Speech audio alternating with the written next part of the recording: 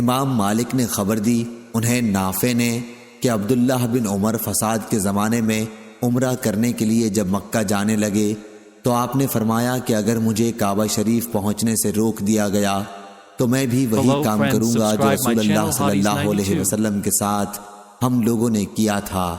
چنانچہ آپ نے بھی صرف عمرے کا احرام باندھا، کیونکہ رسول اللہ صلی اللہ علیہ وسلم نے بھی حدیبیہ کے سال صرف عمرے کا احرام باندھا تھا۔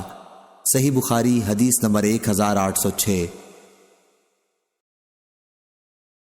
جویریہ نے نافع سے بیان کیا، انہیں عبید اللہ بن عبداللہ اور سالم بن عبداللہ نے خبر دی کہ جن دنوں عبداللہ بن زبیر رضی اللہ عنہ پر حجاج کی لشکر کشی ہو رہی تھی تو عبداللہ بن عمر رضی اللہ عنہ سے لوگوں نے کہا، کیونکہ آپ مکہ جانا چاہتے تھے کہ اگر آپ اس سال حج نہ کریں تو کوئی نقصان نہیں، کیونکہ ڈر اس کا ہے کہ کہیں آپ کو بیت اللہ پہنچنے سے روک نہ دیا جائے۔ آپ بولے کہ ہم رسول اللہ صلی اللہ علیہ وسلم کے ساتھ گئے تھے اور کفار قریش ہمارے بیت اللہ تک پہنچنے میں حائل ہو گئے تھے۔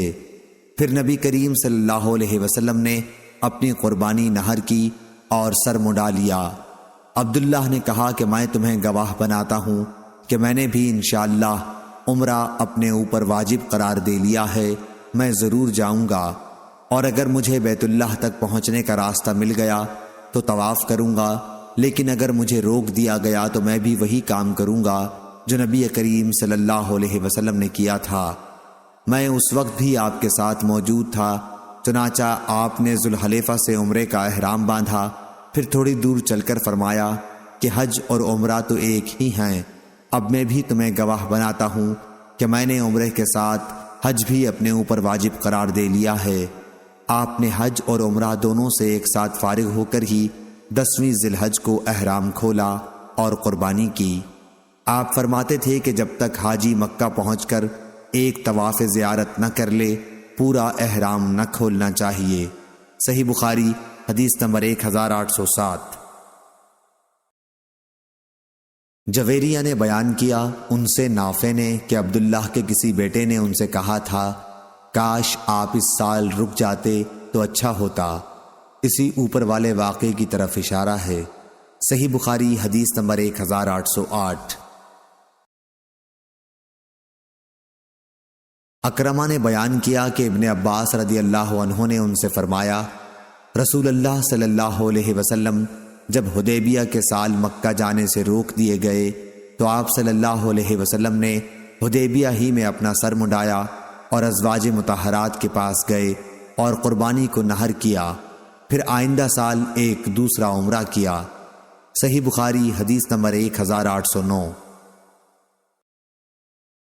سالم نے خبر دی، کہا کہ ابن عمر رضی اللہ عنہ فرمایا کرتے تھے، کیا تمہارے لیے رسول اللہ صلی اللہ علیہ وسلم کی سنت کافی نہیں ہے کہ اگر کسی کو حج سے روک دیا جائے تو ہو سکے تو وہ بیت اللہ کا طواف کر لے اور صفا اور مروہ کی سعی، پھر وہ ہر چیز سے حلال ہو جائے جہاں تک کہ وہ دوسرے سال حج کر لے، پھر قربانی کرے، اگر قربانی نہ ملے تو روزہ رکھے۔ صحیح بخاری حدیث نمبر 1810۔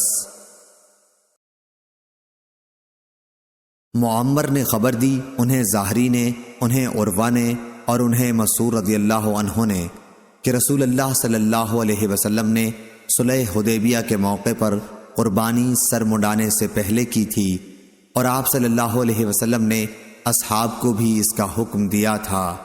صحیح بخاری حدیث نمبر 1811۔ نافع نے بیان کیا کہ عبداللہ اور سالم نے عبداللہ بن عمر رضی اللہ عنہ سے گفتگو کی کہ وہ اس سال مکہ نہ جائیں، تو انہوں نے فرمایا کہ ہم رسول اللہ صلی اللہ علیہ وسلم کے ساتھ عمرے کا احرام باندھ کر گئے تھے اور کفار قریش نے ہمیں بیت اللہ سے روک دیا تھا، تو رسول اللہ صلی اللہ علیہ وسلم نے اپنی قربانی کو نہر کیا اور سر مڈایا۔ صحیح بخاری حدیث نمبر 1812۔ نافع نے بیان کیا کہ فتنہ کے زمانے میں جب عبداللہ بن عمر رضی اللہ عنہ مکے کے ارادے سے چلے تو فرمایا کہ اگر مجھے بیت اللہ تک پہنچنے سے روک دیا گیا تو میں بھی وہی کام کروں گا جو حدیبیہ کے سال میں نے رسول کریم صلی اللہ علیہ وسلم کے ساتھ کیا تھا۔ آپ نے عمرے کا احرام باندھا، کیونکہ رسول اللہ صلی اللہ علیہ وسلم نے بھی حدیبیہ کے سال عمرے ہی کا احرام باندھا تھا۔ پھر آپ نے کچھ غور کر کے فرمایا کہ عمرہ اور حج تو ایک ہی ہے۔ اس کے بعد اپنے ساتھیوں سے بھی یہی فرمایا کہ یہ دونوں تو ایک ہی ہیں۔ میں تمہیں گواہ بناتا ہوں کہ عمرے کے ساتھ اب حج بھی اپنے لیے میں نے واجب قرار دے لیا ہے۔ پھر مکہ پہنچ کر آپ نے دونوں کے لیے ایک ہی طواف کیا۔ آپ کا خیال تھا کہ یہ کافی ہے اور آپ قربانی کا جانور بھی اپنے ساتھ لے گئے تھے۔ صحیح بخاری حدیث نمبر 1813۔ امام مالک نے خبر دی، انہیں حمید بن قیس نے، انہیں مجاہد نے، انہیں عبد الرحمن بن ابی لیلہ نے اور انہیں کعب بن عجرہ رضی اللہ عنہ نے کہ رسول کریم صلی اللہ علیہ وسلم نے ان سے فرمایا، غالباً جوؤں سے تم کو تکلیف ہے۔ انہوں نے کہا، جی ہاں یا رسول اللہ صلی اللہ علیہ وسلم۔ آپ صلی اللہ علیہ وسلم نے فرمایا کہ پھر اپنا سر منڈالے اور 3 دن کے روزے رکھ لے، یا 6 مسکینوں کو کھانا کھلا دے، یا ایک بکری ذبح کر۔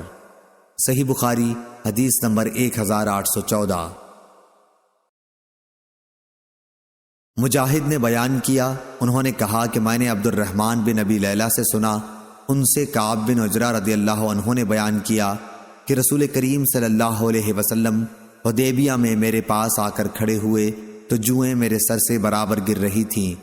آپ نے فرمایا، یہ جوئیں تو تمہارے لیے تکلیف دینے والی ہیں۔ میں نے کہا، جی ہاں۔ آپ صلی اللہ علیہ وسلم نے فرمایا، پھر سر منڈالے، یا آپ صلی اللہ علیہ وسلم نے صرف یہ لفظ فرمایا کہ منڈالے؟ انہوں نے بیان کیا کہ یہ آیت میرے ہی بارے میں نازل ہوئی تھی کہ اگر تم میں کوئی مریض ہو یا اس کے سر میں کوئی تکلیف ہو، آخر آیت تک۔ پھر نبی کریم صلی اللہ علیہ وسلم نے فرمایا، 3 دن کے روزے رکھ لے، یا ایک فرق غلے سے 6 مسکینوں کو کھانا دے، یا جو میسر ہو اس کی قربانی کر دے۔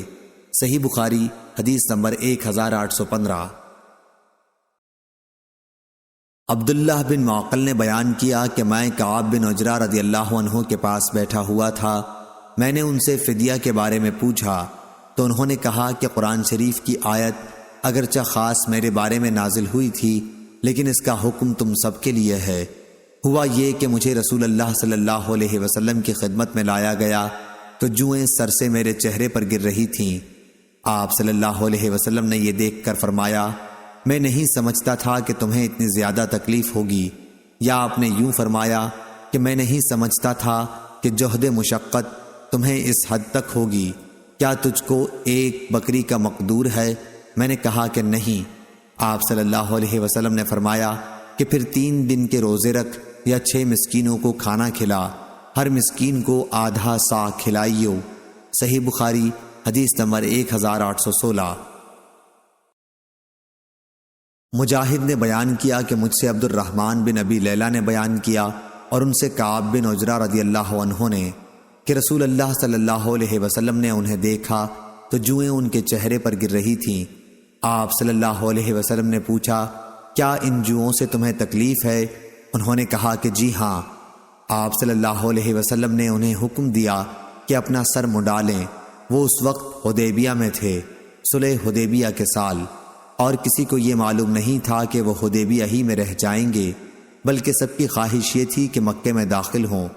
پھر اللہ تعالیٰ نے فدیے کا حکم نازل فرمایا اور رسول اللہ صلی اللہ علیہ وسلم نے حکم دیا کہ 6 مسکینوں کو ایک فرق یعنی 3 سا غلہ تقسیم کر دیا جائے، یا ایک بکری کی قربانی کرے، یا 3 دن کے روزے رکھے۔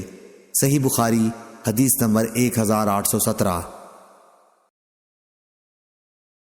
عبد الرحمن بن ابی لیلہ نے خبر دی اور انہیں کعب بن عجرہ رضی اللہ عنہ نے کہ رسول اللہ صلی اللہ علیہ وسلم نے انہیں دیکھا تو جوئیں ان کے چہرے پر گر رہی تھیں، پھر یہی حدیث بیان کی۔ صحیح بخاری حدیث نمبر 1818۔